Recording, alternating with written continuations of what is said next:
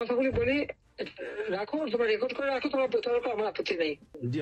আদালত অবমাননার দায়ে সাবেক প্রধানমন্ত্রী শেখ হাসিনাকে 6 মাসের এবং গাইবান্ধার গোবিন্দগঞ্জ উপজেলার শাকিল আকন্দ বুলবুলকে 2 মাসের কারাদণ্ডের আদেশ দিয়েছেন আন্তর্জাতিক অপরাধ ট্রাইব্যুনাল। বুধবার দুপুরে বিচারপতি মোহাম্মদ গোলাম মুর্তজা মজুমদারের নেতৃত্বে 3 সদস্য ট্রাইব্যুনাল এই আদেশ দেন।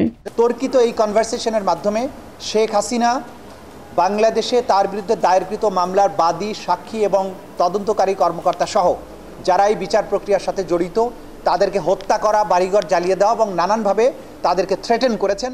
গত বছরের 25শে অক্টোবর গাইবান্ধার এক আওয়ামী লীগ নেতার সঙ্গে টেলিফোনে কথোপকথনে 227 জনকে মারার হুমকি দিয়েছিলেন শেখ হাসিনা। পরে এ নিয়ে মামলা করে প্রসিকিউশন।